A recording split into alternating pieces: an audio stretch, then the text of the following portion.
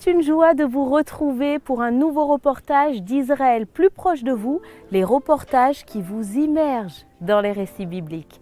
Bonjour et bienvenue à tous.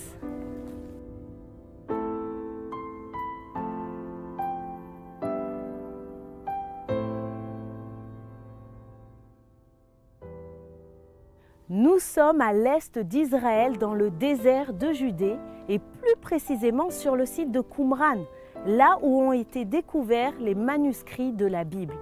Beaucoup d'archéologues s'accordent pour dire que c'est la découverte la plus importante du XXe siècle.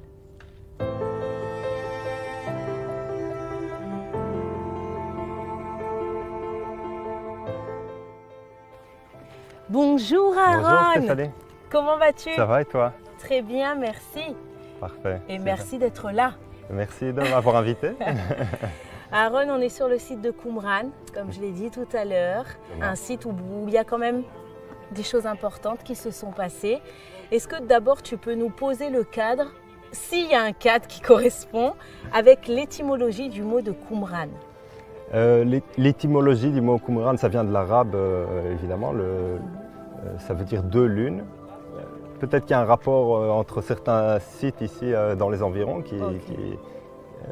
mais en gros il n'y a aucun rapport avec ce qu'on découvre par la suite sur le site. C'est un nom postérieur, si tu veux, à l'histoire biblique. D'accord, et ça a juste conservé le nom que ça avait avant, qui était donné par les Arabes. C'est une tradition assez moderne, si tu veux. D'accord. Alors, il y a une communauté qui est venue de Jérusalem pour s'établir ici, à Qumran. Exact. Est-ce que tu peux nous parler de cette communauté? Pourquoi ils sont venus se retirer ici? Est-ce qu'il y a une raison pourquoi ils ont choisi ce lieu-là particulièrement? Oui, bien sûr. Alors, on parle évidemment des Esséniens. Les Esséniens sont un des mouvements dans le judaïsme de la période du Second Temple, la période de Jésus, et même un peu avant. C'est un des mouvements qui est les plus importants à cette période. On appelle ça le troisième mouvement, si tu veux, après les Sadducéens et les pharisiens. C'est un mouvement qui est très externe, si tu veux, au judaïsme conventionnel. Ils veulent sortir, ils veulent se mettre à l'écart, ils ont se différencier, voilà, car ils ont une compréhension de la halakha, de la loi judaïque, différente des autres mouvements plus conservateurs qui sont reliés au temple, les Sadducéens et les pharisiens qui aussi ont une loi assez différente.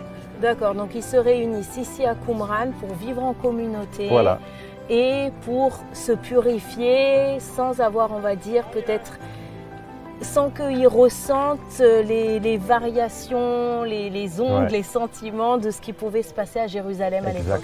Exactement. Alors Qumran, encore une fois, ce qui est intéressant, c'est son emplacement géographique aussi. Il est près de Jérusalem. Donc il peut recevoir énormément de pèlerins ou d'adeptes au mouvement. Mais il est aussi isolé. Et en effet, ils veulent s'isoler, ils veulent se mettre l'accent sur la purification au travers des bains rituels. On appelle ça les mikvés en hébreu. Il y a énormément de mikvés, de réservoirs d'eau ici sur ce site qui ont été trouvés en archéologie.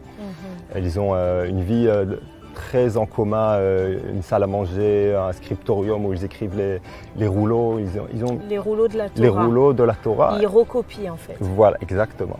Et très probablement, il s'agit des rouleaux trouvés ici à Qumran. D'accord. J'ai déjà entendu dire, et même il me semble dans la vidéo qui est diffusée sur le site de Qumran, ils font allusion à Jean-Baptiste. Oui, exactement. Est-ce que Jean-Baptiste a vraiment été connecté avec les Esséniens, avec cette communauté qui vivait à Qumran? Alors ça dépend à qui tu poses la question.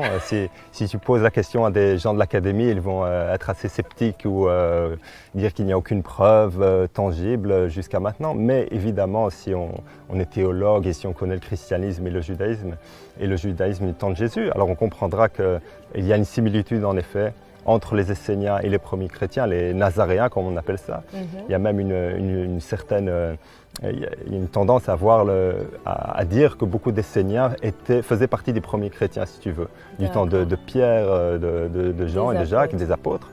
Donc Jean-Baptiste était évidemment un précurseur du christianisme, et c'est lui qui est venu avant Jésus, qui a préparé la voie pour lui. Donc ces idées aussi corrélaient, je veux dire. On dit aussi que les disciples de Jean se sont rattachés au christianisme après, évidemment. Donc il y a très probablement des idées en commun pour ça, c'est sûr. L'isolement dans le désert, la purification, les bains rituels, que ce soit dans le Jourdain ou dans un mikvé, ça corrobore. Donc il y a des similitudes, mais pas de certitude. Exactement. Ok. On est à côté des grottes. Comme je l'ai dit encore une fois, au début, les archéologues disent que c'est une découverte la plus importante. C'est vrai. Mais Aaron, délivre-nous. On veut savoir pourquoi cette découverte des manuscrits de la mer Morte, donc des manuscrits de la Bible, est-elle si importante? Alors oui, ça, spécialement pour les croyants en Jésus, et puis pour beaucoup d'historiens évidemment, c'est le lien, si tu veux, entre l'histoire et l'archéologie, l'étude des textes saints avec l'archéologie. C'est une preuve tangible, si tu veux, que sur le terrain, on trouve la parole de Dieu écrite d'il y a 2000 ans. Alors ça veut dire quoi? Concrètement, ça veut dire que on a retrouvé tous les rouleaux de la Bible ici ou pas? Alors non, pas exactement. Okay. Dans la grotte qui est derrière nous, un jeune bédouin en 1947 vient, se promène avec son troupeau, une chèvre rentre à l'intérieur, il jette une pierre pour la faire sortir, un vase se brise, c'est le vase qui contient les rouleaux. Wow. Il trouve un rouleau, le rouleau arrive jusqu'à l'université après toute une longue histoire. Si tu veux, il s'agit du rouleau d'Ésaïe et c'est le rouleau le plus complet qui a été trouvé ici. Wow. Et c'est celui-là le premier qui a été trouvé? Et c'est le premier qui a été trouvé. En tout, il y a à peu près 800, un peu plus de 800 morceaux de rouleaux. Évidemment, tous les rouleaux n'ont pas été trouvés complets. Le seul livre qui ne soit pas ici représenté dans les rouleaux de la mer Morte, qui ont été trouvés non seulement dans cette grotte, mais aussi dans pas mal d'autres grottes aux alentours du site de Qumran, le seul livre qui ne s'y trouve pas est le livre d'Esther. Ça veut dire que tous les livres ont été retrouvés, Exactement. sauf le livre d'Esther? Exactement. Tous les autres livres ont été trouvés ici, ce qui est formidable en lui-même. Et tu vois la corrélation entre la Bible d'aujourd'hui. On parle évidemment de l'Ancien Testament, on ne parle pas du Nouveau Testament, il n'a pas encore été écrit à l'époque. C'est important de le préciser. Donc, ouais. Là, ce qu'on a retrouvé, c'est tout l'Ancien Testament, sauf le livre d'Esther. Voilà, et c'est les textes anciens qui viennent directement d'il y a 2000 ans et même plus, même avant. On parle du 2e siècle avant Jésus-Christ jusqu'au 1er siècle après Jésus-Christ.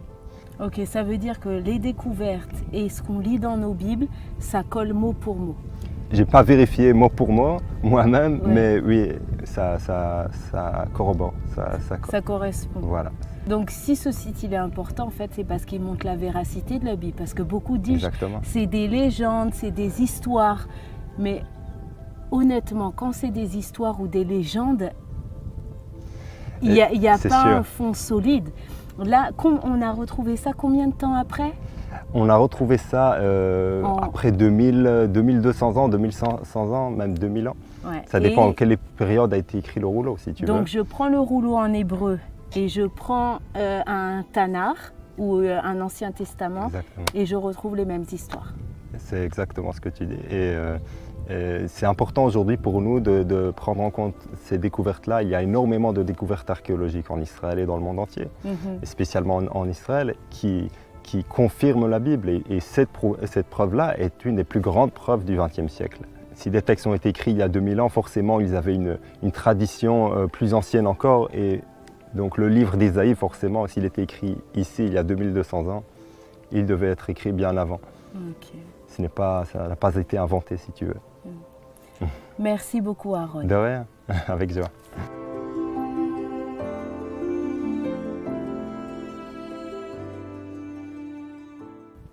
L'émission touche à sa fin, mais on se retrouve très bientôt, les amis, pour de nouvelles aventures en Terre Sainte. À très bientôt.